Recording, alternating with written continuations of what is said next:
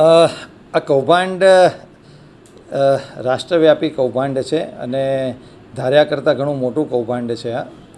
આની અંદર સમજીએ તો કોઈ પણ વ્યક્તિને ફોરેન જવું હોય અથવા કોઈ સરકારી નોકરી લેવી હોય અથવા કોઈ નોકરીની અંદર કોઈ ડોક્યુમેન્ટની જરૂર હોય તો તે લોકો નોર્મલી કોઈ એજન્ટનો કોન્ટેક્ટ કરતા હોય છે.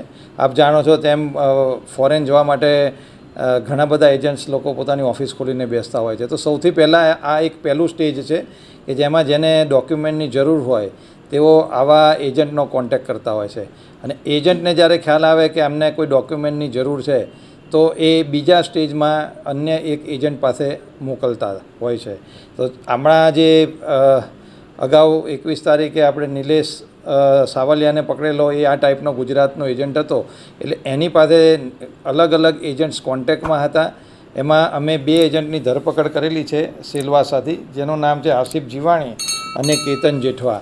આ બંને એજન્ટ આવા જે માણસોને સર્ટિફિકેટ અથવા ડિગ્રીની જરૂર હોય એવા લોકોને આ નિલેશ સાવલિયા પાસે મોકલી આપતા.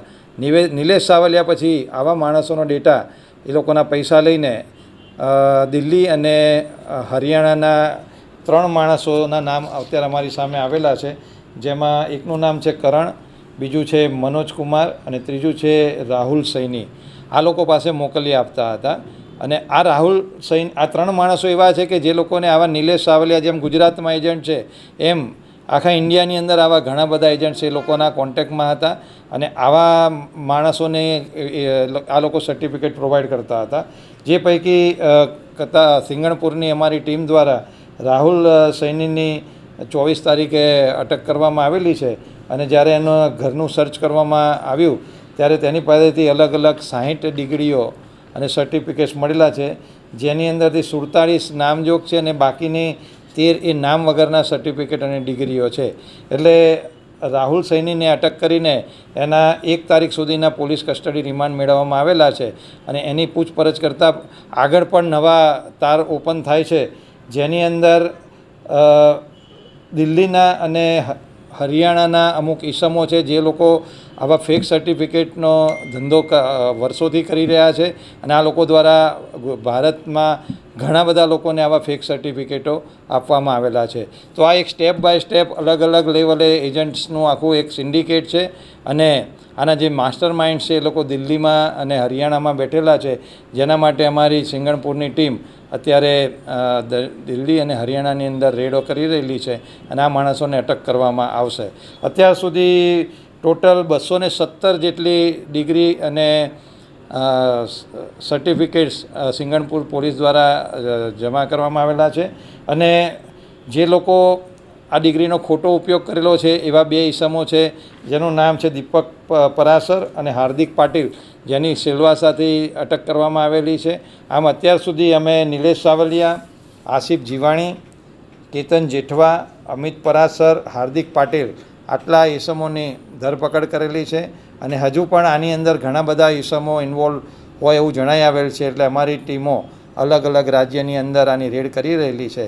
આની અંદર એક વસ્તુ ધ્યાનમાં આવેલી છે કે આમાં યુનિવર્સિટી અમુક છે જે ગુજરાત બહારની છે એ લોકોનું પણ ઇન્વોલ્વમેન્ટ ધ્યાનમાં આવે છે, કારણ કે આ લોકોના ઇન્ટ્રોગેશનમાં એ વસ્તુ ધ્યાનમાં આવેલી હતી કે જે દિલ્હી અને હરિયાણામાં બેઠેલા ઈસમો છે એ લોકોના અમુક કોન્ટેક્ટ્સ યુનિવર્સિટીમાં પણ રહેલા છે અને યુનિવર્સિટીની અંદર એમના અમુક માણસો રોકેલા છે. એટલે એ એમના દ્વારા સર્ટિફિકેટ આપવામાં મદદ કરવામાં આવતી હતી અને જ્યારે કોઈ પણ એજન્સી અથવા ફોરેનની યુનિવર્સિટી આવા સર્ટિફિકેટનું વેરિફિકેશન કરવામાં આવે ત્યારે યુનિવર્સિટી દ્વારા પણ આવી ડિગ્રી અને સર્ટિફિકેટને એ લોકો ઓથોરાઇઝ કરી આપતા હતા. એટલે આ એક રાષ્ટ્રવ્યાપી બહુ મોટું કૌભાંડ છે અને સિંગણપુર પોલીસ અને અમારી ડીસીપી ઝોન 3ની ટીમ મહેરબાન પોલીસ કમિશનર સાહેબની સૂચનાથી એની તપાસ આગળ કરી રહેલી છે.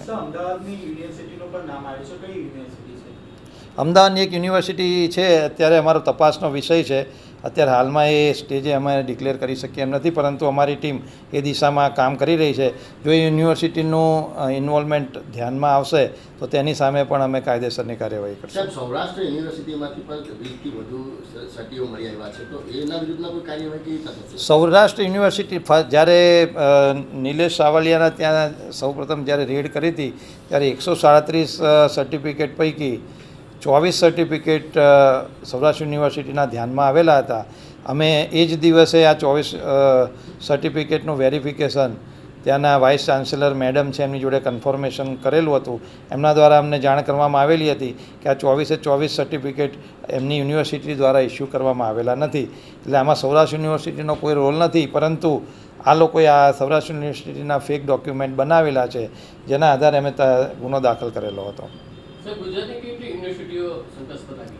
અત્યારે અમારી પાસે ટોટલ 217 જેટલી ડિગ્રી અને સર્ટિફિકેટ મેળવેલા છે.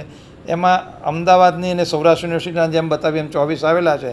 બીજી તપાસનો વિષય છે, એટલે હાલમાં આ સ્ટેજે તપાસને નુકસાન ના થાય એટલા માટે અમે વસ્તુ ડિક્લેર નહીં કરીએ, પરંતુ એની ઊંડાણપૂર્વક સુરત પોલીસ તપાસ કરી રહેલી છે. અને એમાં જો કોઈનું ઇન્વોલ્વમેન્ટ જણાશે તો એને ધરપકડ પણ કરવામાં આવશે અને આપને મીડિયાને પણ જણાવવામાં આવશે. નકલી ડિગ્રી